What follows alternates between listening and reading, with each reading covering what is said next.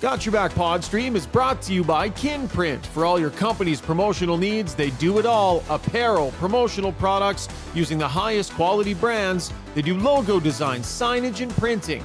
Kinprint will promote your brand with excellence. Visit kinprint.ca.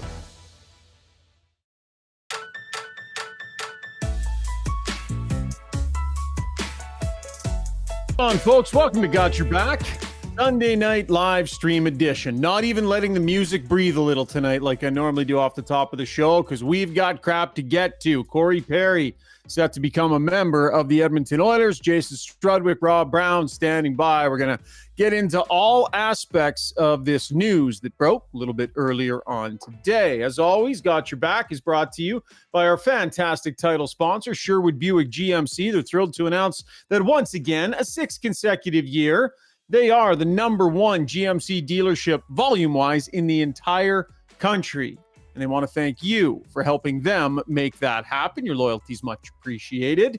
It's a great dealership. They got a streamlined process, great sales staff. They make it easy on you. And by the way, they got fantastic vehicles. I got the Sierra 1500, just an awesome truck. Go see Phil and the crew. Check them out at gmcpod.com. Coming at you from our Long Shots studio out here in Sherwood Park. Long Shots. Experience the best indoor golf and sports bar in Edmonton and in Sherwood Park. Locations Stony Plain Road and here in the park. They got those great TrackMan simulators. Okay.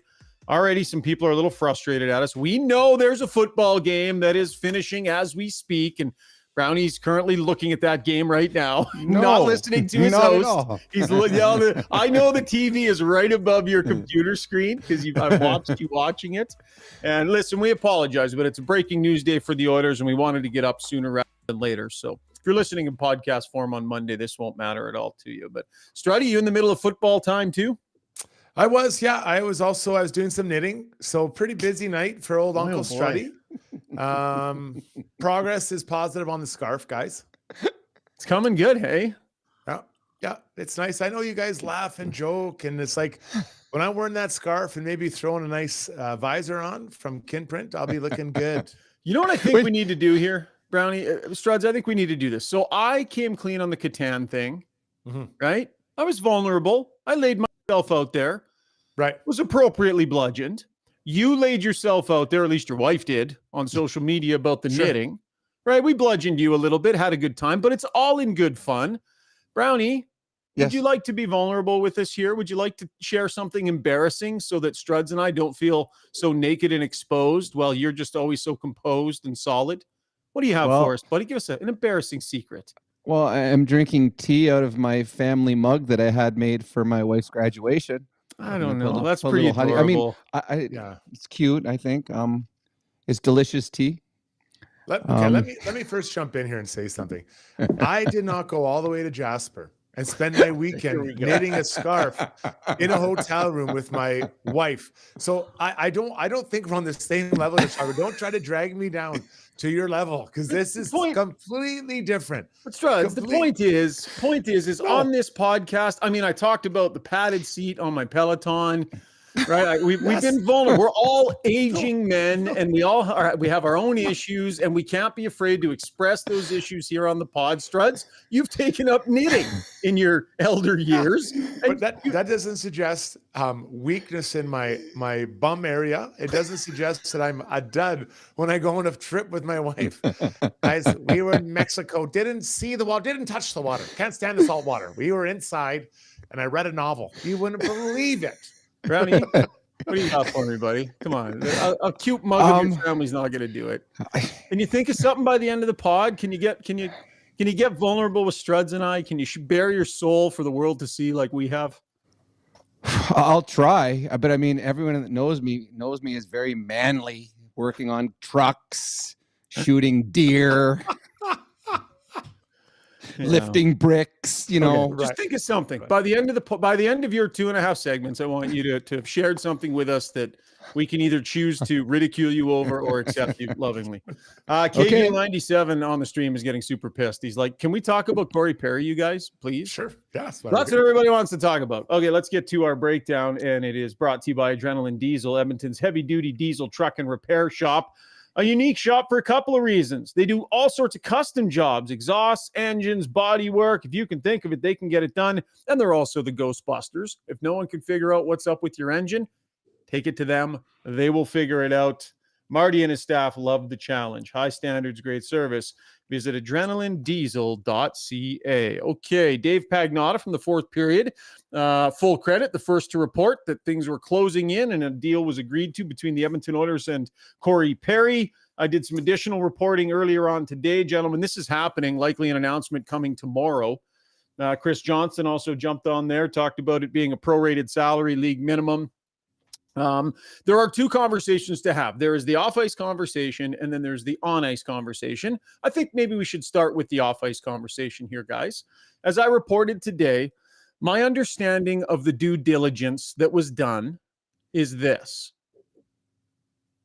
Corey Perry went to the National Hockey League, didn't have to, and had a conversation with them, talked to them about what happened and what steps he had taken. The NHL put up no roadblocks for Corey Perry to come back to the NHL. He was free to sign wherever.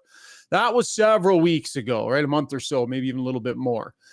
In that time, teams have been doing their due diligence, looking into this scenario. My understanding on the Oilers' due diligence is it's been constant communication with the agent, multiple conversations with Perry, multiple conversations with the league, and I think the pathway is there even for there to have been some conversations with the Chicago Blackhawks as well. So Struds, as a team, you don't want any surprises.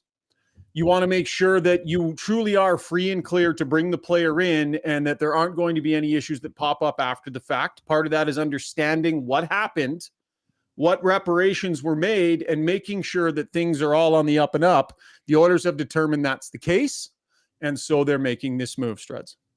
Well, then it's good for me. That's good enough. We talked about having the need to do all that work, background check, all that stuff. And from what you're explaining, what you laid out there, it sounds to me like they did a very thorough look into it. Because if something got under the radar and they didn't get it, and let's say they're in the second round of the playoffs and something blows up and comes out, it's a big problem for Perry, for the Oilers, and for the team. So I can't imagine they hadn't got the full understanding of where everything sits without moving forward, Brownie. I agree. I mean, considering we know nothing of it, it's really hard to judge it. So you have to trust that the Oilers did the right. I mean, the Oilers are a very good hockey club with everything going right. For them to go out and sign somebody that may come back and haunt you would be a horrible, horrible mistake on a season that's going so right now. So I would have to imagine that they feel, and everyone feels, that this is the right move and nothing's going to come back and bite them. And whatever did happen was a one-off or something that you can live with. But again, it's really hard for any of us to judge. I mean, we're judging guesses. So I trust Ken Holland and the entire Oilers organization that they made the right choice. So just a quick recap on the sequence of events, right? The Blackhawks terminated Perry's contract, saying that he had engaged in conduct unacceptable and in violation for both the terms of his standard players contract and the Blackhawks' internal policies intended to promote professional and safe work environments. He was asked if it was a legal matter. He said, no, this is a workplace matter. Corey Perry then released his statement, sincerely apologizing to the entire Chicago Blackhawks organization, ownership, management, coaches, trainers, employees, my teammates. He said, he'd like to apologize to my fans and my family. I'm embarrassed and I have let you all down. He then went on to say, I've started working with experts in the mental health and substance abuse fields to discuss my struggles with alcohol, and I will take whatever steps necessary to ensure this never happens again. I hope to regain the trust and respect of everyone who has believed in me throughout my career. Once again, I am deeply sorry. That letter from Corey. So we push forward to the press conference tomorrow. I assume it's going to be tomorrow, where Perry will be, and I'm sure Ken Holland will end up being there too. They'll be addressing some of this.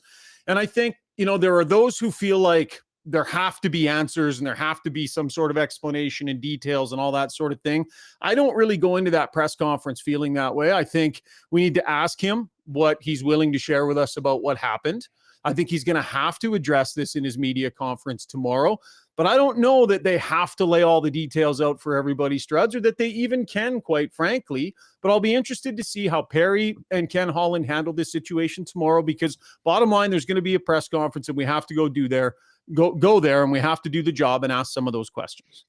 Well, I think the lineup has to be Jeff Jackson and Ken Holland and Corey Perry. I think all three have to be there. And, you know, I don't know, like some things happen in private and you keep it private. So I think he's paid a price for whatever happened. And now let's be clear. There's been no charges laid for anything that happened. No. And the NHL looked into it and didn't even see the need to put any roadblocks in front of them. And you're like, I'm sure with Blackhawks and what's happened to them recently, they'll have been very sure that there was nothing that they didn't do and look into to make sure they couldn't come back on them or affect somebody, the person that, or whatever. I'm guessing had to be someone involved in it. So they would have got dug through all that. So, you know, just considering the team, considering the time, I'd feel pretty comfortable that this is fine for everyone to move forward. But I think Jackson and Holland both have to be there, Brownie, to just talk about this. Well, it's funny. There's always a fascination of wanting to know, whether it's media or fans. You want to know, okay, what happened? What happened? At the end of the day, Corey Perry could say, you know what? I screwed up. I apologize. I'm going to move on. And that could be the end of it. And there's really nothing that anyone should ask for more. Because if there was another party involved, you don't want to make it public if that person doesn't want it made public. So I don't know which way Corey Perry is going to go. I know it's going to be a little more difficult because it's a Canadian media as opposed to an American media. I mean, an American media press conference, there might have been 3 people there. I mean, when I played for the Pittsburgh Penguins, we had 2 beat reporters. That was it. So it's going to be much different in Canada. But at the end of the day, he only has to tell you what he wants to tell you or what he can tell you, and then we have to accept it. I mean, let's be honest. Unless something really goes sideways off the ice, all we want anyone up here right now is hoping they get the Corey Perry that they've seen over the last number of years. And on the ice, they give them what they expect from them, and then everyone will be happy. One last bit of business, and then we will talk about everything on the ice. The union has until the 29th of January to initiate a process that would see an arbitrator rule on whether they had sufficient grounds to terminate his contract or not. So still a little bit up in the air as to what's going to happen with if there's going to be a grievance on the contract front. So those decisions have yet to be made. When this press conference happens, we'll ask him the questions that we feel are fair. We'll see what he has to say. And then, as was the case with Evander Kane, you move on and you let the players play, and his actions dictate how things are going to go moving forward. The Oilers have gone down this path a few times, right? Evander Kane, there was some baggage that came with that decision, and it was viewed as controversial. I'll even point to Jake Virtanen being brought in on a PTO. At times, players come with some of this stuff, and Ken Holland has shown a willingness to bring some of these players in with the idea and the eye on a second chance for them. Struds, it's a little bit of a sequence here. What do you make of that? The fact that in 3 instances here, it's been Ken Holland, at the helm of bringing this type of situation into the organization. Well, he's obviously open to, to making his team better. And Virtanen, I did not agree with, even if he had nothing in his background, I still wouldn't have taken the player. To me, he always looked like and played like a lazy player. So let's just get clear on that. Evander Kane, everything that was going on behind him, you hear some things and you're not sure what it is, but I love the player. And now I'm looking at Corey Perry again, not sure exactly what's going on, but the Oilers have done some research into it. And I do love the player as well. So you're getting a little bit of a player who has, instead of the front of the store where all the nice stuff, you're kind of getting that dent and bruised fridge that's in the back. And that's why you're getting a bit of a discount on it, or even it being available, Brownie. Well, actually, I got one of those fridges right over there in my bar. I had a couple little dents on it, but 50% off. The only way you can do this as an organization and as a GM is you trust that your room is strong enough. If you bring an Evander Kane into your room, you better trust that Leon and Connor and Nurse, those guys are strong enough. So they trusted bringing Evander Kane in. He had way more bags than Corey Perry does. And if they felt that they were strong enough to have Evander Kane, then I don't think they have any issue bringing in Corey Perry as long as they know what's going on. So, yeah, I've said for about 6-7 years, the player that the Edmonton Oilers have been missing has been Corey Perry. And my friends hate it because they all hate Corey Perry until tomorrow morning when all my friends will love Corey Perry. All right. I'm glad we had that part of the discussion. Great job with that, guys. Now let's talk about the on-ice product and the potential impact that Corey Perry has on the lineup. There's one question I'm going to ask, but I don't want an answer yet. We're going to talk about it in our takeaways segment. If you're still on a winning streak when he's ready to go, are you putting him in? Don't answer. Don't answer. We know this coach doesn't like messing with a winning lineup, but if all of a sudden Corey Perry is available, or do you wait and see what happens? Just let that ruminate a little bit. People can chime in on the stream. Do you put him in as soon as he's ready to go if they're still on the heater? With that said, Struds, you start. What role do you think he will fill on this team, and where will he play? He adds size to this group in the bottom six, and that is what they need. Right now, they have 5 clear top 5 players. You know, whether it's Kane or Fogle, there's 5 of them, and then the other one makes the 6th. So they have 6 guys. I don't see with the speed of the game, I don't see Perry in that role. I see him in a 3rd or 4th line role. And you want me to tell you what line you want him to be on? Yeah, let's do it, man. Roll your lines out. This is the kind of line that I dream about when I lay down and I put my music on, my Neil Diamond greatest hits. It's Holloway at center, Connor Brown on right wing, and Corey Perry on the left. This is now I know he's a right, but that's how it has to be. This is a big, hardworking, heavy, and annoying line that is changing momentum. They are a grounding, pounding team in the offensive zone. I think Corey Perry will help drag Brown and Holloway into battles more often, just kind of be a hard, not fun, ugly line to play against. And that is my dream line. And that is what I've been waiting for years, since it was myself, Brodziak, and Sortini. The Oilers have not had this kind of line. And we're talking over 12 years. So then what's your 4th line then, Strud? Or what's your other line? You got McLeod in the middle still? I got McLeod. So now, yes, I have McLeod, Ryan, and Janmark. 13, 71, 10, right? A step, just so that's next step. I think you're looking for a trade somewhere in there. Okay, Brownie. Well, I'll give you the lines it'll start with, but these aren't the ones they're going to finish with, because they're going to start. First of all, I don't like Struds' line, the 4th line with Perry playing with Holloway and Brown, simply because that's a 4th line, and I want Holloway playing more. I don't want Holloway playing 4th line center. He needs to get more ice time. He's a good hockey player that needs more ice time than he's going to get there. I think they'll start with Perry on your 4th line, and you'll have him playing probably with Holloway and Brown, or Holloway and Gagne. That'll be how they start. I think eventually my line, I would have McLeod playing with Janmark and Holloway, and then I would eventually go with Ryan centering Perry and Brown, or Perry and Gagne or something. Those guys will be just mixed up, and you'll be putting them in on a whatever team they're playing against. I just don't like Holloway playing on my 4th line. I don't. And the problem you have with minutes. Yeah, well, that's because they're not always going to get 10 minutes. It was a close game. They're not always going to get 10. They got 9 minutes. Holloway got 9 minutes. I want him getting more than 9 minutes. I round up. See, it's funny because my wife rounds down. How much was that? $199. It was $100. No, $199 is $200, sweetheart. I think the problem for Perry here in this whole situation, Perry, he doesn't penalty kill. So you don't want to take out penalty killers out of your lineup. So that means you got Brown and Ryan in there. Perry, I mean, he's an incredible net front presence on your power play, but guess what? The Oilers don't play a second power play unit. Mm-hmm. So his minutes will be limited that way. I mean, he's going to get 30 seconds if the first unit decides to come off. So here's your problem putting Perry into your lineup.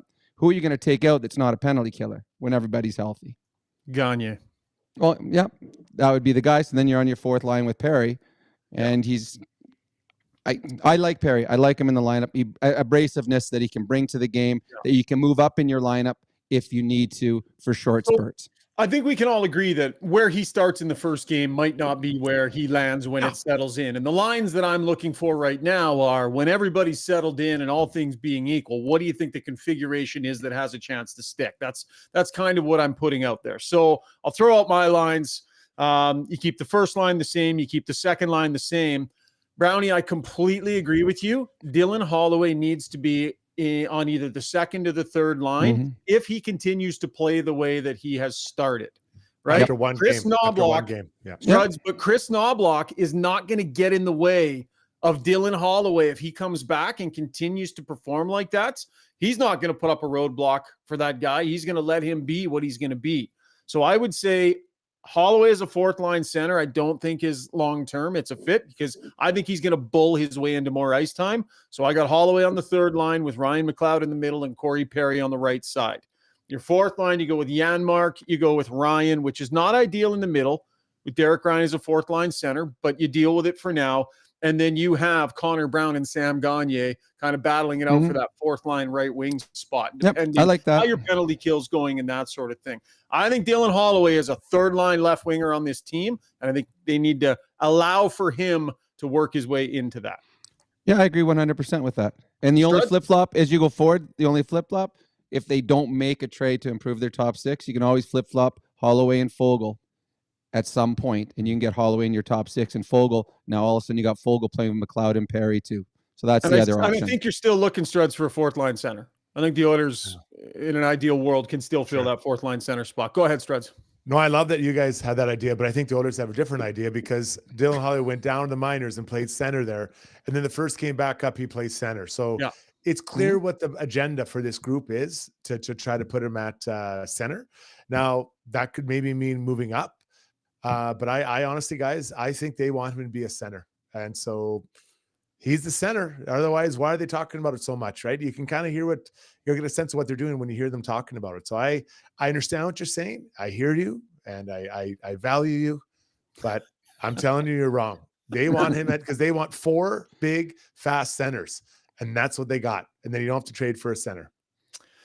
Yeah, but my prediction is that that's not going to suffice for Holloway. He's going to give him no choice. He was excellent against Calgary. He was excellent against Calgary. This guy has been ready to burst, and you can't hold him back as a fourth line center when if he's going to play that well, he's going to push his way up this lineup. I'm going to put this out there, guys. I think the line I put together, they could take over the third line role. I honestly think Brown playing with Perry. Yeah, Brown's ready to burst to steal someone's line. I think Brown's ready to go. Holloway's just going to be up ice like, guys, up here. Guys, I'm up here. Brown Come can on. skate. I'll wait. Brown can skate. I'll wait for you. So you're going to have that line. The blue line. They're going to pass the McLeod line is what you're telling us. They might. I think, well, the last game, they're almost the same ice time. And no power play, no penalty kill time, right? They're 10 minutes. Yeah. We got I love Corey Perry, but I mean, he's been playing 7 minutes a game in all his other until Chicago, but Chicago's horrible. But he was a fourth line guy with Tampa Bay.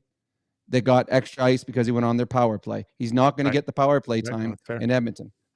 It's going to be fascinating. Fascinating to see the way Chris Knobloch handles this situation. Struds, we're going to do our You Can Use Services Relentless Player. So you can pick it out of any walk of life, NHL, Oilers, NFL, whatever you want, Struds, but let's get to that. Our You Can Use Services Relentless Player or person. If you're an employer looking to hire entry-level staff for your company, You Can Use Services can help. They train youth in pre-employment skills to help get them ready, willing, and able to join your team. Check out www.youcan.ca for more information. Who's on your mind today, Strudy? Well, I like when guys get hat trick. I love talking about goal scorers. So I'm going to go with Kirill, dollar bill Kirill, getting a hat trick for Minnesota today over Carolina. Good for him. Hat trick is a great little story for him, beating Carolina. Good player. Did you see the shots in the first period? The shots were, I think, 16-1 for Carolina at one point. Yeah, it was. I mean, Carolina just dominated this game, but you don't score on your chances, and you allow the other team to come back. And the one thing Minnesota does have, they got a couple of top-end players, and Kirill is one of them. Can I throw a little bit of a fly into the ointment on the line conversation again? We'll just go back to that real quick before we go to break. Sure. It's your show.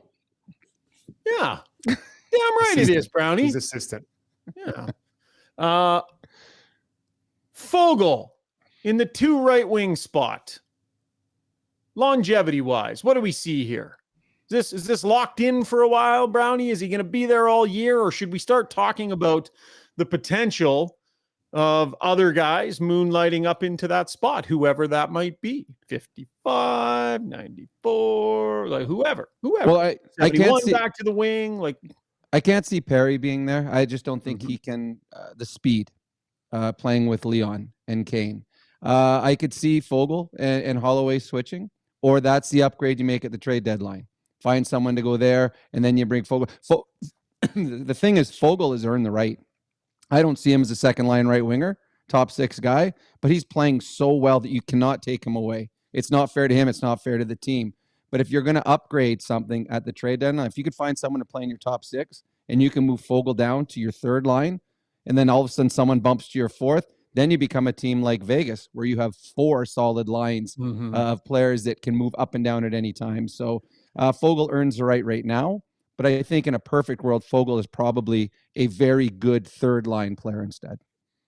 When I look at, go ahead, Struds. Go ahead. So I'll just jump in. I think that, the addition of Holloway and now Perry has kind of bolstered that bottom six. And I think they have more options and different looks they can throw teams. But I do think that they need a guy that can kind of play wing or center on that third and maybe moonlight a bit in the top. And I keep coming back to this guy, Adam Henrique. I know the money's going to be tough to make work. Very tough. I know, but I've liked this. Yeah, I've liked this guy for a long time. Like I really kind of like you've wanted to have Perry on the Oilers. Henrique, I think he adds a lot to this group. So he's a guy that I think he answers a lot of the questions that I would be wanting. Yeah, but doesn't he make like 6-7 million? Like he's 5.5. 5 and change, isn't he? You got to trade him twice. So you trade him twice, right? 5. They keep half. Trade him again. Get him down to 1.5, and you're done. As you can see by the beautiful hat, Rob Brown's appearance on the podcast is brought to you by our friends over at Kinprint, helping you find creative ways to promote your brand, high-quality apparel, top-of-the-line brands. Visit kinprint.ca. All right, when we come back, more Corey Perry talk, a little superstition talk. Brownie's going to embarrass himself with a vulnerable story that's all going to make us love him and care for him even more than we already do, because it's that kind of pod, so it's worth sticking around through a short break. Oh, and Strudy's World coming up. Say goodbye to unruly hair and hello to a smooth and silky back in minutes with Backscape. Shave your back solo with no mess with Backscape's water-resistant long handle and patented 6-blade design, leaving you with a no-mess shaving experience all in less than 5 minutes. Shop now for 40% off select kits just for you, our Got Your Back listeners, and make 2024 your year to elevate your grooming routine. If you own or operate a business, you know the value of a great employee. Just ask Schauger. Pathfind is here to help you find your next star player to help take your business to the next level. Pathfind can help with recruitment, career transition, leadership coaching. They truly have your whole team covered. Building you a championship caliber roster, find your team's path forward at pathfind.ca. Long Shots Golf is the destination for both golf enthusiasts and sports fans. Top-of-the-line TrackMan simulators provide a highly entertaining and accurate golf experience, while a full-service sports bar loaded with big screens and scratch kitchen make it a truly unique destination. They have locations in Sherwood Park and Edmonton. Experience the best indoor golf and sports bar in town. Visit longshots.ca. That's longshots with a Z.ca.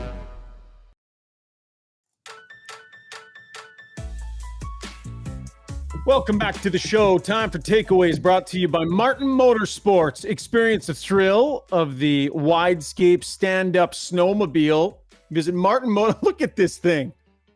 Look at that thing. How much fun does that look like? Visit Martin Motorsports West or South Edmonton today and book a test drive to start conquering the unknown with its compact design and unmatched agility. It's a revolutionary machine designed for off-trail riding in deep snow. Stop by Martin Motorsports to view one today. Hey, Zuby, hop in, bud. So, guys, Zuby had an idea for the show. And I'm kind of supportive of it, but I don't necessarily want to just say, let's do it. I think we should let people on our stream decide if we want to try it. You guys can have a bit of a say. Zuby, just quickly run us through your creative idea. Now, this would be on a slower night, like maybe tomorrow on a Monday night or something, Zuby.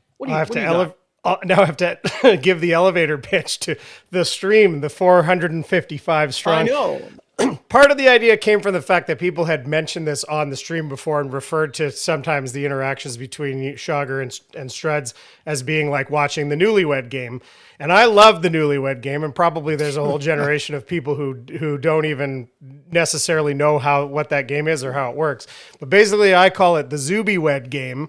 And the idea is that I've put together a list of questions, both hockey-wise and personal as well, that will be asked to Ryan, that Ryan will answer factually. But prior to that, Brownie and Struds, you guys will predict what you think his answers will be. And you'll have to physically write them down and hold them up a la, oh man, I'm brain farting on the hosts. No, I'll come up with it later. But the guy who did it forever, and then we can score it, but it can mostly be just for fun and a few laughs. And you guys trying to predict and sort of see how well you know Shogger or how well you predict he's going to answer the questions.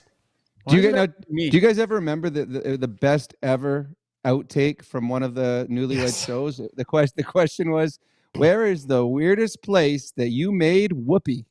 Yeah. And the guy answered, in the butt. Brownie. It was actually the girl. It was actually the girl. It was the woman who said it. It was actually the woman. Okay. She looked very confused. Look it up. It's one of the best. Because not only that, they said whoopee, right? They didn't even say sex because that's how whatever conservative the show or the era was, that they couldn't even say sex. And she said I think the word started with an A and it was bleeped. But amazing. But I did way to derail that plan, Brownie. Struds, you've been shaking your head disapprovingly. I sense that you're not a fan of the idea, or what? Where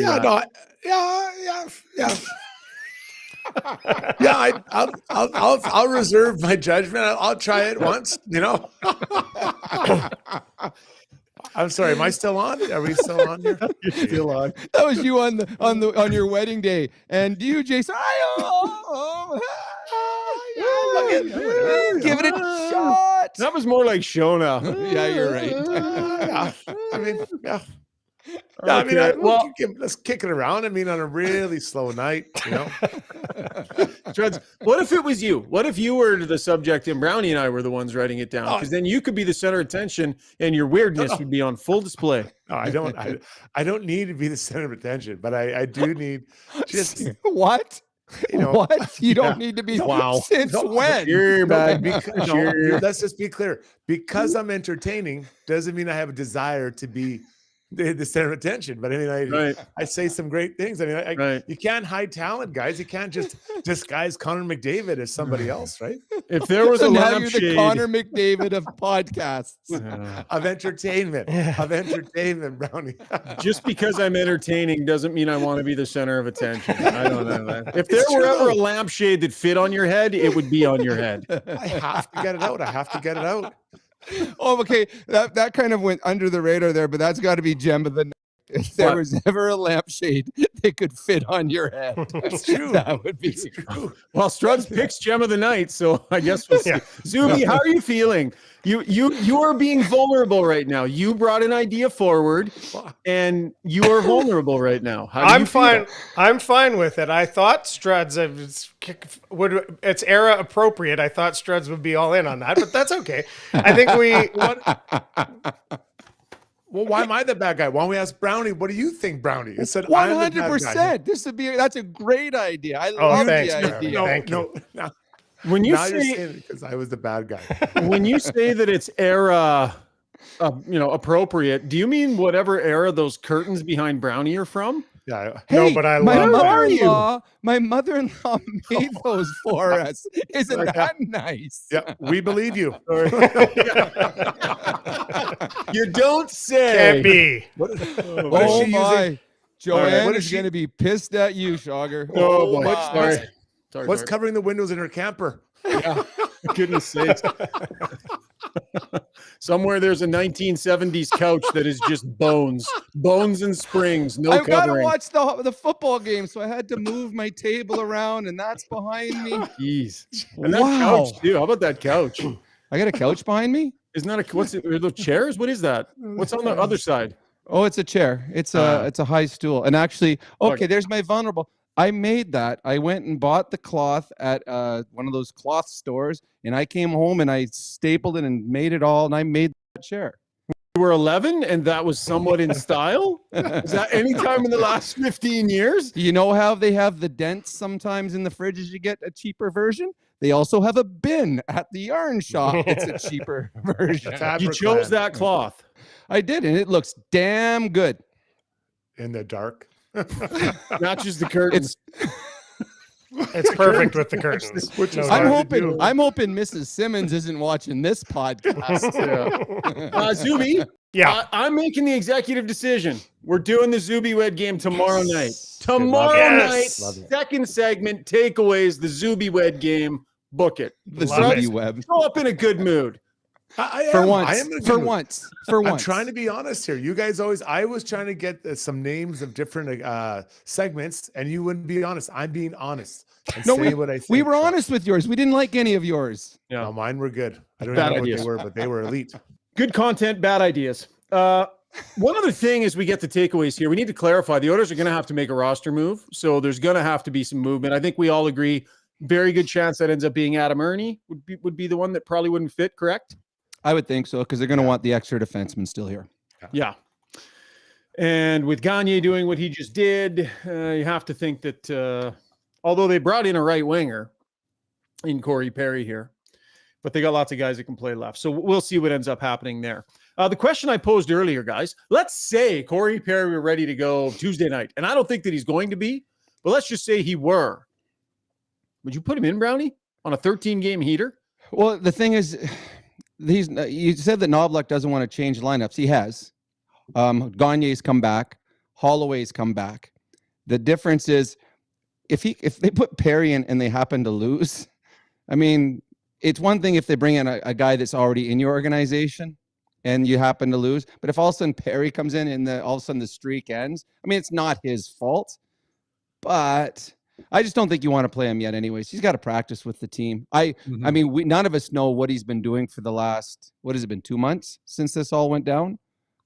So has he been skating with the team? Has he been skating on his own? I think you let him practice for a couple of weeks with the team, get to know the team before you put him in the lineup. But you know what I'm saying about the streak too, right? Yep. That's kind of my point. He doesn't like changing a winning lineup. Do you just drop Corey Perry in and But they have changed the winning lineup. I mean, Gagne and Holloway have come in during the streak, so there have been some changes. I just don't put Perry in because I don't think he's ready to play yet. Yeah, I agree. I don't think it's really an issue. He's not playing before the break. Then you have the break, and then you come back from the break. And again, I think he needs a couple of practices. So just even there, that's probably 4 or 5 games that I'm talking about. If they're still winning in an 18-game win streak, I definitely don't think you break it. But No. At some point, it's going to be broken, and then they'll have to start a new one. And that's a cliche that they'll use that night. But I just think that there's time for him to get readjusted before you have to even worry about putting in the lineup. probably want to get him in before the All-Star break, though, wouldn't you think? Like they got the 3 games No, I here, don't. and then they're off for a while. I don't think so I'd at put him all. in. You I don't think wouldn't you'd even want to think squeeze about him it. into that Saturday Not game even. maybe against the Preds? Not I even wouldn't. think about it. But again, it goes to Shoggy. What has Interesting. he been doing? Like where Well, has he he's been been? skating. Like he's Yeah, been on his skating, own, he's though. been On his working out, own. He's been staying ready for sure. But it's a little different than stepping think into the twice. best team in the National Hockey League and playing on their Right. line. I would wait because you get through Me this too. week and then you got that whole break afterwards, and then you come back from that, and then it only depends, as Strud said. If all of a sudden that first game out of the break, isn't that the game they can tie the record in Vegas? That is. Something like you don't play them then. You don't Yeah. put them in. If it's a chance to tie the record or beat the record, I wouldn't play him then. But I don't put him in before the All-Star break. Good. I think your team's playing well. He's coming in. Let him get acclimated to the new teammates and the practices and everything else. Don't even think twice about it. Just thanks for signing. Get your ass going. Well, the here. other part of this too, guys, is that like Shane Pinto, when he got back with the Senators, he just practiced for a little bit before you register the contract, right? So if he's not playing right away, you could see a scenario where they don't register the contract and he comes Save in some and money. gets going, and you save some money. You're accruing cap space and saving some money. So I don't know what Yes. all of the mechanics are there, but I was chatting with Hart Levine, our good friends over at Puckpedia, and there could be some sense to this not being a contract that's on the books right away, that you basically wait. You wait to make the roster move. You wait to make the move until now. The reason for an announcement tomorrow is they want to get him in and get him practicing with the team. And if you're going to have him out there, you got to just, now it's time to make the announcement and do the media availability, and then you just move on from there. So regardless of whether the contract is actually registered or not. Were you super, like the not changing a winning lineup thing? I don't think it's just a fundamental principle. He tries to adhere to it when he can. But from a superstition standpoint, Brownie, were you a superstitious player, either of you guys? Like anything for you, Brownie? No, I mean, I think habit. I always dressed left first, left skate, left elbow pad, left shin pad. But I think that was more habit than anything else. But no superstitions at all. I was probably the most laid back player ever. Never redid my stick. I'd have like one strand of tape on at times. Never redid that. Wore one pair of skates for 6 years. I was pretty easy player to have on the team for a trainer and stuff like that. So zero superstitious. Well, you also had the one you only forechecked in the second period. That was one that was just habit. That was just a bad habit. No, I just think that and I've stated before, I'll make it short, but when your team is winning, I don't like, it's just, you're like, well, thanks for the win, but we're going to take you out of the lineup. And it's a bit personal. It happened to me. I just don't like that. Reward the guys that are in there for getting the job done the night before. I just don't like that change. What kind of culture are you creating when you just pull a guy out? Hey, you got the win, but you're out. Okay. Thanks. Right. I'll get bag skated. So and then that is a bit personal. So yeah, but to add to that, Struds, my other favorite thing was team loses 3 in a row, and then they, you know what? That's it. We're making changes. And the guy that's playing 4 minutes a night on the fourth line, you're going to the minors. That's it. We're sending a message. Yeah, you're the problem. All 4 minutes that you were out there. There was some chatter here on the stream that Frank Saravalli had reported that there's a good chance that he will be playing this week. Don't see that right after a quick cursory look here, but we'll see. And we'll see what they say tomorrow about what his timeline actually looks like. All right, good stuff, guys. When we come back after the break, you want it, you need it. Brownie, it's the main reason you do this podcast. Strudy's World is coming up. And was he vulnerable enough with the chair? He's good now, Struds? Yeah, I think that's cool. It's a cool try. I think it was neat. I mean, swing and a miss, but at least he tried. All right. Yeah. So you're good on the being vulnerable part, Brownie. You held up your end of the deal. Strudy's World, though, coming up right after this break. Okay, heroes, are you trying to tough it out through a sports or life injury right now? Trying to prove your mettle by grinding through, gritting your teeth? Well, Redefined Health is here to say it's time to come on in. At Redefined Health, they'll high-five you for your toughness and then get to work on helping you fix the problem.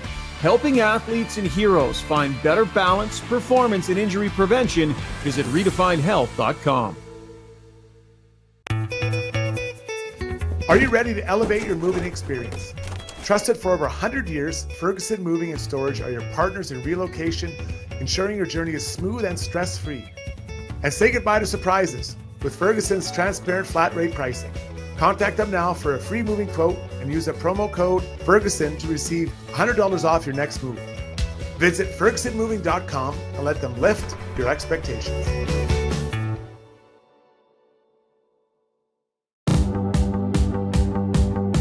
Winter is upon us, so why not make the best of it? Marmot Basin Ski Resort is where it's at. Ski half price every day, no blackout periods. Pick up your escape card for $99 and make winter fun more affordable. Half the price, all the powder. Get yours at www.skimarmot.com.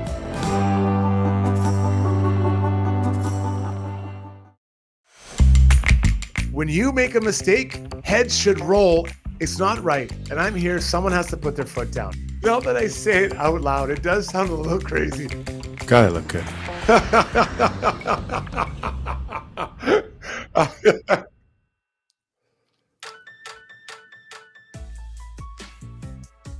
Time now for Strudy's World, brought to you by DLR Vinyl Products. Locations in Calgary and in Edmonton. Whether you're a homeowner, contractor, or builder, DLR is the most reliable source for vinyl fence.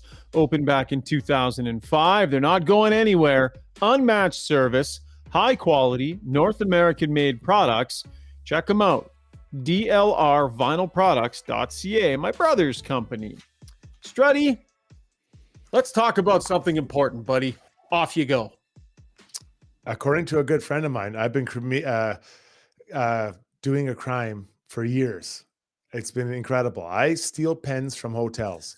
Last night, I was staying at a hotel in Red Deer, and I used the pen and the paper, the pad of paper, committing a crime, and I pull the pen out and make some notes, and I just sew it into my little briefcase. And when I leave, and I just take it. I do that all the time. When I played, I'm not kidding you, in my little satchel, I probably had 20 pens. It was like a collection. See how many you could get. It was crazy from all these nice hotels, and they're nice pens. Those nice hotels don't cheap out. So I got in this debate today with this guy about, am I creating taking the pen illegally? Because he said it's there to be used and reused by other people. I disagree. I think if it's there, it's got their name on it. They want me to use it. They want me to bring it home so I remember to go and stay in that place again. So guys, this is open for a conversation. Am I committing a crime every time I steal a pen? And it's every time I go to a hotel. Do you steal the shampoo bottles? The lotions, all those? No. Sometimes I'll take the lotion if it smells nice. Lotion's always good. It's always good to have a little extra lotion in your bag. I think there's nothing wrong with that, Struds. I've got an entire drawer upstairs of all those pens too. We are doing advertising for those hotels is what we're doing. They should be thanking us. We're doing them a favor. I agree 100%. I'm on your side in this, Struds. Leaky 37 says that is so funny. My wife is a pen klepto. Double A says that's absolutely disgusting, Struds. Please return all those pens. Chad Jenkins says I'm pretty sure those pens are there for you to take. Shane Matheson says I'm with Strudy. I have about 30 pens from different hotels. Some great contributions there on the Weiss Johnson YouTube stream. A reminder that Weiss Johnson Heating and Air Conditioning, your place to go, and check out their scratch and dent sale right now, up to 20% off units with minor imperfections. Their sales end in mid-February the 15th. Visit www.weiss-johnson.com for details. Jingle. Weiss Johnson, That's how you guys got me, Shogger.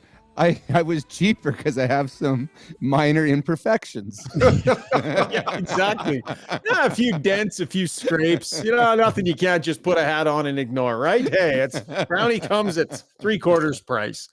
Struds, so I've had this debate too because full disclosure, Randy and my wife, we go into a hotel room and she basically just starts packing everything up.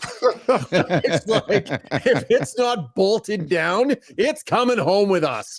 Keurig, like all the extra Keurig things, the cups, not the actual Keurig machine. I know. Cups, like every single thing, the hair nets, it's all coming home with us. And I think that's a little much. I think that's why we're paying so much for hotel rooms. Is because of crazy thieves like you guys. Well, I've seen Struds a couple of times on the podcast, but with the big, Ritz-Carlton robe he's walking around in the background. My brother stole one of those once, and then he also gets a bill. It was like for $250. They charged him afterwards after he took it. So I never put those robes on. I never, because I don't think people wash them. I really don't. The guy probably looks like, oh, this looks clean, and hangs it back up on the wall. I don't know who's been in there. I know they'd probably been naked under there, and I don't need to have my gear rubbing up against someone else's gear that was on the robe. So I never put them on. Never, ever. Gear. I have nothing. I got nothing on that. Struds, you might be in trouble here. John Gillis is on the Weiss Johnson YouTube stream, and he says, "Hi, I work for the Red Deer RCMP." Oh, so John, let us know your thoughts. Detective. The detective here, in case of the missing pens. I think a few pens are okay, and they generally are fairly quality. It depends on the pen, though. It really does for me. I will take them if it's the type of pen that I like. You know what I go with, guys? I love these ones. You guys have these ones? Yeah, see, I can't do any pen. I like, they always work. Our daughter takes those apart. She just takes the apart because anything where they screw and pull out, she takes it apart. Now we got 8,000 dead pens in our house. So I like the Bic, the simple ones. Just Bics. Yeah. Yeah. Calvin Is Best that my wants- vulnerable part? I like Bix. Yeah. No, Thank you. no. That chair is still your vulnerable part. I noticed you swung your camera back around Yeah. from that embarrassment. Well, I'm afraid my poor mother-in-law is going to watch this. sorry. She's going, oh my God, they're your We're friends. sorry. They're not very nice. We don't mean to offend anybody. I will share with you guys. I got an email from somebody, and I won't say their name or anything, but while you guys were ripping on me about Settlers of Catan, you also took some hard shots at Dungeons and Dragons. I think I might have as well. No. We didn't. Struddy did. Wait, which I don't know how to do my finger Struddy that did? way. Yeah, And that Struddy, guy did. I will share with you that actually the email, and it was a very honest email that sort of said it kind of hurt my feelings a little bit. I actually played that a lot and I enjoyed it. And I know you guys are just having fun, but I kind of felt like it felt a little bit bullying-ish again. So we would never want to do that, but sometimes our making fun of each other, we just dig for the sake of digging because it's a good line. Question. I have never played Dungeons and Dragons. My son has, and he just had a bunch of buddies over and they played it a couple weeks ago. I have never played Dungeons and Dragons. I have no idea how to play Dungeons and Dragons. Struds, will you commit to a weekend of Dungeons and Dragons as a self-improvement exercise? Yeah. So let me just clarify my position. Well, first of all, you're going to need more than a weekend. Let me make things worse. Improvement. I played Boom Beach. I'm playing that, and I'm not embarrassed to say that. I've mentioned many times I played it. The difference between the Settlers of the Wild West, whatever game you played, Dungeons and Dragons, Boom Beach, I'm all for games. I'm not all for games when you're in Jasper. And I think that's where the separate. So I didn't intend to hurt his feelings. If he went to Jasper and also played a board game, then I'm coming after you. But if you're just playing Dungeons and Dragons at home with a couple cups of tea, no problem, man. I've got no problem with that. I've got you do what you got to do. I'm learning to knit. Good I'm pretty clarification. sure I'm a little bit vulnerable, but I'm not knitting in Jasper. Calvin Best with a suggestion for us wants a new segment called Gear Talk. Gear Talk with Struds. No, but let's just be like, So as if you put those robes on, I guarantee someone was naked in it and it wasn't washed. I promise you that. JCD780 says, I can't say shit though. I used to be a huge WOW nerd. Oh, I think that's World of Warcraft, right? Yeah, I think so. I've never played that game either. I played that Civilization. So I have my warts too, right? Like a little bit. But. So now it's warts for playing games. Well, you were not doing very well with the gamers. Penner's Pancake says, nothing wrong with a game. Monopoly on a -30 night. We were making the best of a tough situation. Good call. All right. That was Struddy's World, brought to you by DLR Vinyl Products. I like this, guys. We're getting closer, the three of us. I would say our friendships are becoming equally as valuable to one another. I'd say we're almost, with all of this sharing and caring for one another, we're almost all equal good friends, guys. Well, it's true. Three We of us. actually, Struds and I talked about that over lunch today. Brownie, go have a seat on that garbage chair of yours. Beat it. Get out of here. Thanks, Brownie. Look forward to the Zuby Wed game tomorrow night. Bye, buddy. Bye. Bye-bye. We'll take a lap coming up next. See ya. The Edmonton Sport and Social Club's spring season is set to go in May, and registration is just around the corner. Team up with your pals to play in slow pitch, beach volleyball, outdoor soccer, ultimate frisbee, and even cornhole leagues to keep the spring months full of excitement. Spring leagues begin in May. Registration opens on February 8th. Visit edmontonsportsclub.com for more details. Time to talk about your mortgage? It doesn't have to be a daunting conversation. With over 16 years in the industry, Maria Gallus with Maximal Mortgages knows how to make it easy. With access to dozens of different lenders, let Maria customize the perfect solution for you. Whether you're purchasing, refinancing, or renewing, or a first-time buyer, Maria's simplistic approach and expert advice will have you feeling confident you're in great hands, making informed decisions. Take the stress out of your mortgage journey. Contact Maria Gallus at mortgagesbymaria.ca. That's mortgagesbymaria.ca.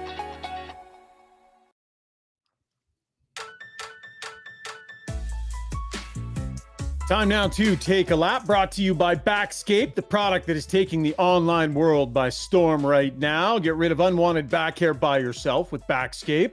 Water-resistant rechargeable shaver coupled with the long handle Let you take care of business on your own. Shave in any direction with no bumps or cuts. Right now, their biggest sale of the year. 30 to 50% off. Visit backscape.com. That's bakscape.com. You can see Struds modeling it there. bakscape.com. Choose from a variety of packages delivered right to your door. Backscape. Stay smooth, gentlemen. Where are we going, Struds? Well, let's start in Calgary, and obviously, that team is trying to get their traction, and a player that they really need is Dylan Dubé. And unfortunately, or fortunately, I guess, he's stepped away from the team to deal with some mental health work he's going to put in for himself. And his last year, about a 3-year deal, around $7 million total, and his numbers haven't really been that good. I've liked him, and now maybe it makes sense, I guess, if we want to say, well, he's been struggling to play the level he wants to. Obviously, he's not quite in the mindset he wants to have to be successful. So stepping away, not sure when he's going to be back. And then, quite frankly, that's totally up to him. But it's just, sometimes we have to understand that players are struggling on the ice. There may be something, they might be, fighting something away from the rink that is limiting their ability. 100%. Oliver Shillington just went through this kind of thing there as well, right? And I think, the team clearly with their statement today is going to be incredibly supportive. And I think it's, they made the statement, they made it very clear, and you just really hope for positive things for Dylan Dubé. He steps away from the game, takes a little bit of time, and, gets whatever he needs to get sorted out, takes the time to do that, and then can make a healthy return. And you just want him to be healthy in life. And if that includes hockey, then that's amazing too. But we've seen this and we've heard about this more often, and applaud the players that take the time they need to take to make sure that they are square for themselves and for their loved ones. So good point there, Strudy. And we'll wish him all the best in that. Yeah, for sure. It'd be great if he can come back and be who he wants to be. The next point is, the NHL Edge shot stats were introduced this year, and you can track it online and kind of figure out what's going on. And we had the hardest shot tracked today. I didn't see it. Yeah, Colin Miller today got 102.59, the hardest shot so far tracked. Another D-man takes it over from Radish, the D-man out of is it Tampa or Chicago. It actually doesn't really matter, but he that's who he beat out. Now I'm going to be completely honest, Sugar. I do like stats, like the analytics and stuff. I'm really kind of, I always take a peek and look at it. I'm not super interested in, how far a guy skated or the hardest shot or how hard a shot is. Like if player X shoots at 89 miles an hour, it really doesn't do anything for me. But seeing what the top end is, I think it is interesting. Should be noted that Radish is a one-time shot. Now, this wasn't a one-time. He skated in from the red line and just hammered at the blue line. But, it's pretty hard when you're shooting it that hard in a game. No kidding. Pretty impressive. Unreal that players jump in front of those things on purpose, too. Like blocking shots, Struds, of all of the things that athletes do in all of the sports, right? All of the things that athletes are expected to do across all of sport. Give me an example of something that athletes, it's their job to do, that is more fundamentally dangerous and ridiculous than the expectation of hockey players blocking shots. Like boxing, you get in there and that's on a whole, like combat sports, never mind, set those aside. But you know what I mean? I do. It's insane and it's expected. Yeah, it's a good. A couple comparisons come to mind. Taking a charge in basketball, because those are really big guys, and you never know, you might get an elbow or a knee, might be there.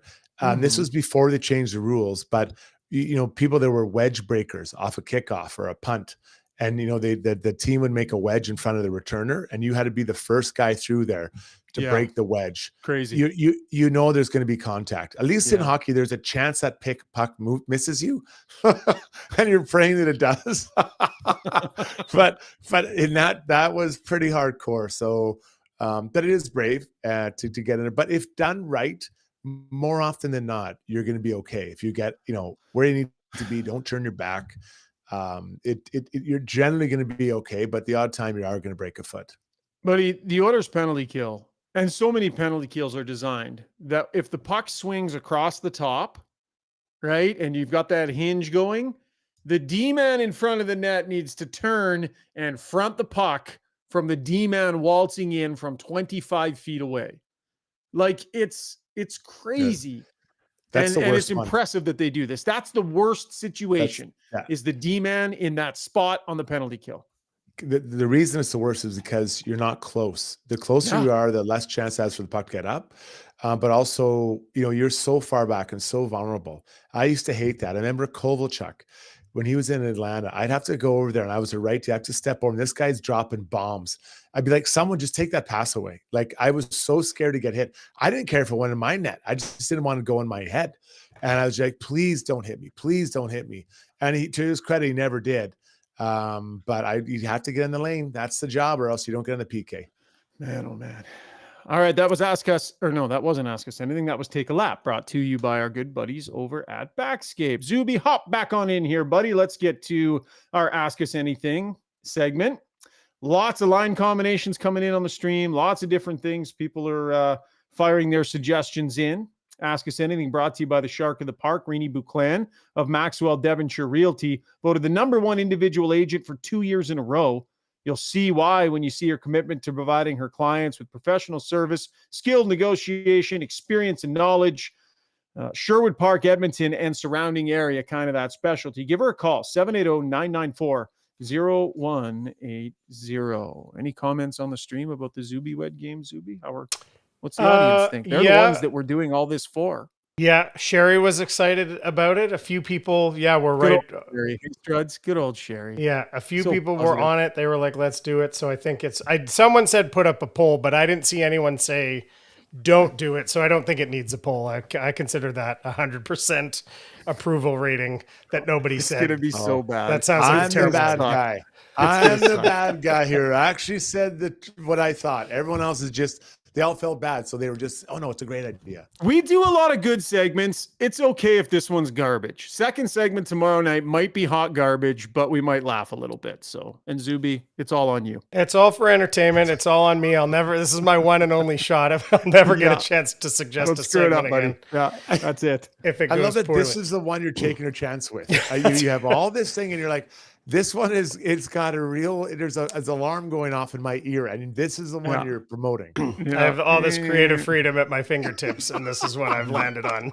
This is me trying not to micromanage, and this shit happens, Struds. That's basically what's happening here. Rehashing a 70s game show. And it's Bob Eubanks, by the way, Steve. I didn't look it up. It would have been easy to do, but Steve was on the chat, and he piped in there. He's the host. Some other nerd speak really quickly. Jay says fantasy football hockey / football is just Dungeons and Dragons for jocks. So I thought that's a pretty accurate. Good. And Cawood Publishing on the stream says we publish some D&D books. We can send you something. So maybe we can all get ourselves to be a little bit more educated on the subject.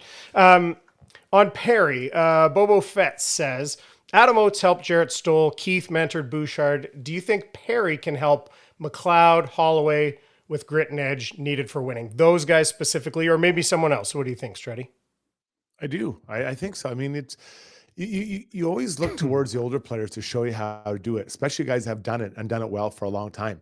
Oilers fans, you can hate Corey Perry. The reason you hate him is because he's effective. If he was just a vanilla player that didn't really do anything, like, oh, yeah, okay, no problem. We don't mind this guy, but you hate the guys that you wish were on your team. Now, this isn't Corey Perry from 15 years ago, but there is value in what he brings. And I think that's a really well-made point by that note, that he is going to help those other guys get involved, get into the game, understand how to draw other players kind of into the fight. So I look forward to what he can bring. And I'll be honest, I made a mistake years ago. I was asked about him. I said, no, he can't skate anymore. And I was wrong, to the tune of a few trips to Stanley Cup. Struds, we didn't talk a lot about it, but what about the Stanley Cup aspect of it? I mean, the Oilers don't have that in their room. And right. Corey Perry has won at basically every single level, triple gold club, right? Juniors, world championships, Olympics, won a Memorial Cup. Like, the guy's won everything. Yeah. And if you recall, the year that the Oilers went pretty deep, I mean, Duncan Keith was part of things, and they had some of that. So, I mean, you tell me. Yeah, I think it's important to have that because someone's been through it and they understand how hard it is, the grind, the ups and the downs, weathering both of those. I remember when I was with the Rangers, we had lost a really big game in game 5. We were up and then we ended up losing it in really kind of a bad fashion. And we were devastated. And on the bus, before, we pulled out of Buffalo and before we got on the plane, Shannon asked everyone to leave except the players. And he spoke to us about, just managing it. And when we get off this bus, we leave it here because we're going back to New York to win. And this is how you do it. And I was like, that's a great thing because he's won a Stanley Cup. Not that Yager hadn't, but he's the one who's willing to talk. So to have that voice and say, it's going to be okay. Or if you're really high and say, hey guys, let's bring it down. It's a best of 7. We've won 2 games. Congrats. We haven't won anything yet.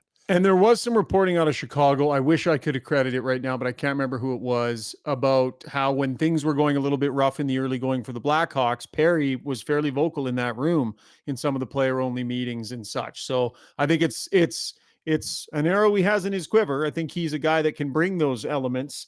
So we'll see how much of a benefit that is for the Oilers. Zuby, blast through a bunch, buddy. Another quick on Perry. Reaper says, we might not know the answer to this, but maybe you have a thought. The elephant in the room will be with Perry is, what are the performance bonuses, realistic goals to work towards, or like Brown's where he gets the extra millions for 10 games played or something arbitrary like that? Do you anticipate a performance bonus laden contract? I guess maybe we'll find out more about that in the next couple of days, but Chris Johnson did a bit of reporting on the contract today. I don't think so. I think this is a deal from now to the end of the year, prorated. I don't know there'll be a pile of ridiculous bonuses attached to it. Strudy, I would probably be surprised. I don't get the sense there was a dozen teams lined up. Yeah, likewise. I'd be surprised if there was anything more. But, yeah, TBD. Yeah. Okay. Quaddy says, is it possible Holland does not trade away the Oilers' first rounder this year? Penner's Pancakes chiming in on there to saying he thinks it'll be used in a deal to offload Campbell. So this is a great point, Strudy. I was just thinking about this today. The way this is shaping up for what the Oilers need for this year, I don't know if they need to offload that first round pick for what they need this year, Struds. Yeah, and that's a really good point. So keep in mind, Holloway and Prairie cost nothing. They cost them no acquisition cost to get these 2 guys in there. And they should help the bottom 6. You still have Broberg in the minors, so that gives you 7D.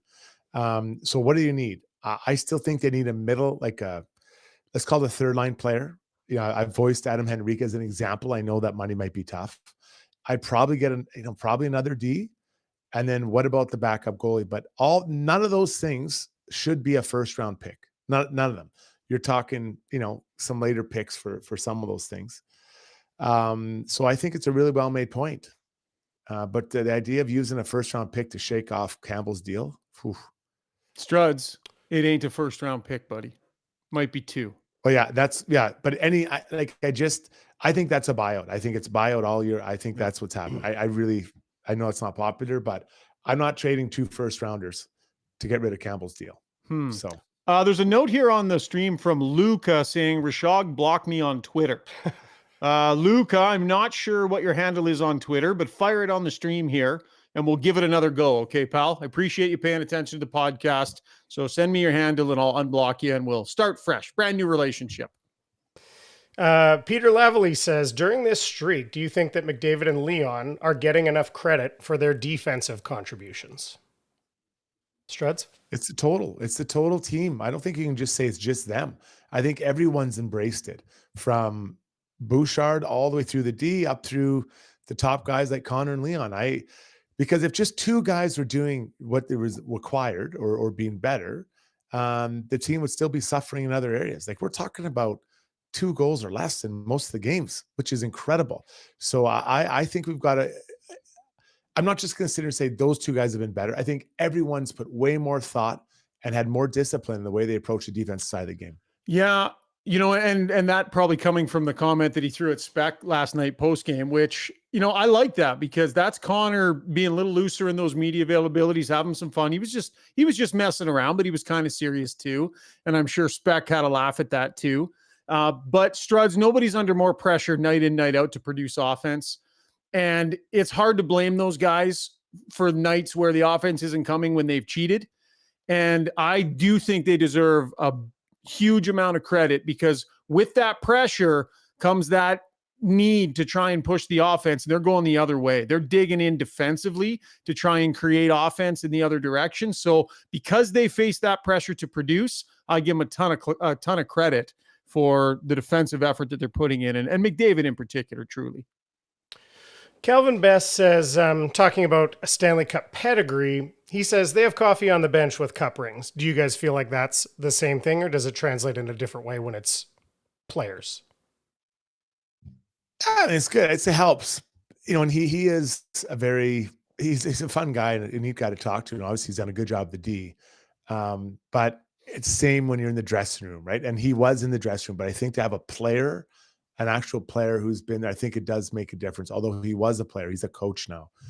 It's a great asset to have, but I think it's different with the player in the room. I had a good one here. Zuby saying, Schauger, level with us. Were you wearing only boxers below the desk during your Sunday TSN hit? I get asked that one all the time. No, but so I had the full suit on up top, but I'll try and show you here. I just got I got the Under Armour sweatpants going, and that's what I had on for the hit today. Nice. I was saving that one. But that's okay. We got something else here. On Kane, who is it? D. White said, Kane has 14 goals in the first half of the season. All the haters need to lay off. He's doing just fine, and the team's doing great. I mean, if he did double that in the back half, and he did most of that damage in like 7-8 games, if he has a stretch like that again and finishes close to 30 goals, isn't the narrative kind of on him come out a little different, Shaggy? Yeah, I think so. I mean, Evander Kane just needs to keep playing hard and keep shooting the puck and keep banging bodies and, just do his thing. And there's a place for him. There's an important place for him. They need him. And like we said before, there's a little bit of noise every now and then. So what? He'll be a very valuable player for them in the playoffs. I agree. I won't even add anything. That's perfect. Oh shoot. Right. I got one more thing. I got the latest Strudy movie poster. Strudy. Oh.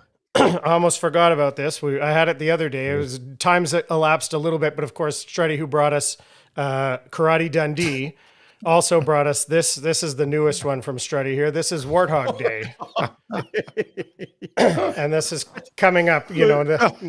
Now less than 10 days away. Right? Zuby? He was talking about the Toronto Maple Leafs like a warthog coming out of the hole to look and see if the playoffs are going to be there. He was saying the Leafs fans poke their heads out in Edmonton when the Leafs come to town.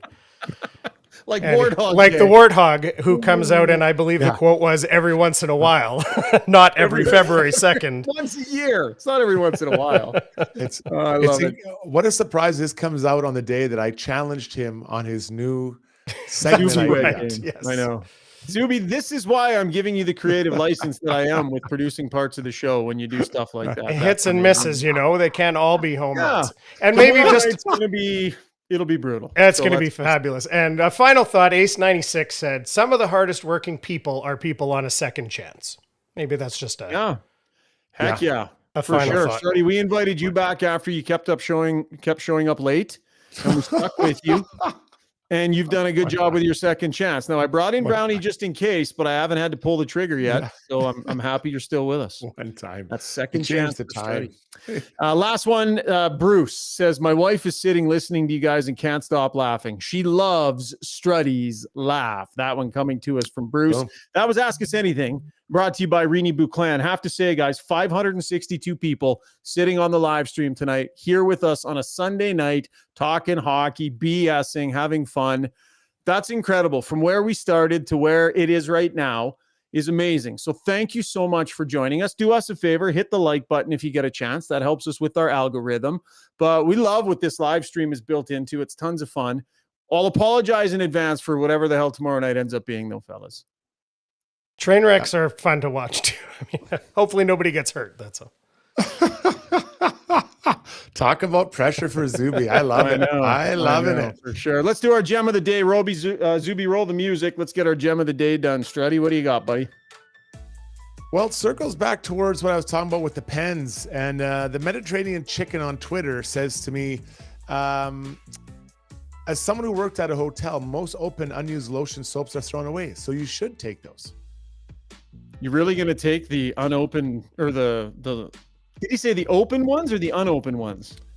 He said most used open ones are taken. Like when you use them, if you use half the bottle, they're going to throw them out. And Right. I've never gone to a hotel where it was half open or lotion bottle still open. That's You the one I had imagine used. a lotion that's half gone? You Yeah, touch it. yeah. No chance, Lance. That's your gem of the day. Like we had Yeah, well, Brownie's chair to choose from. My line about the lampshades not fitting on your head. There was way more quality in this podcast than some meandering comment on Twitter just because it was to you. I didn't really get the lampshade. I have to be honest. I didn't know what you're talking about. You didn't even get that? Didn't really Did you get that when I said it? Well, yeah, it's like the sort of like Life of the party. the dunce cap almost. It's No, the guy, like he said, well, I don't his like head, being the size of his head. I attention. understand that part of it. The center of attention's the donkey, the drunk donkey at the party that's got the lampshade on his head. Yes, Like yeah. that's universally known as you're trying to be the center of attention. You got the lampshade on your head at the party. I've never seen that. Oh, I knew I've it was never just been to I knew it was a drunk guy, but I didn't know it was necessary. Yeah, I guess it was the light. It would be the life of the party type. I knew it was the drunk guy at the party, but That's what I get for bringing my elevated level of comedy to this program. I need to keep it dummied down. more Seinfeld you references. What Seinfeld. Okay, let's get out of here. We went long tonight. Great job on the podcast tonight. We're going to drop another one tomorrow night. Looking forward to that. Thanks for your downloads and your subs, and a huge thanks to Sherwood Buick GMC. And thank you to all of you who joined us on the live stream tonight. Still 500 plus and going strong. We love all of you. Cheers.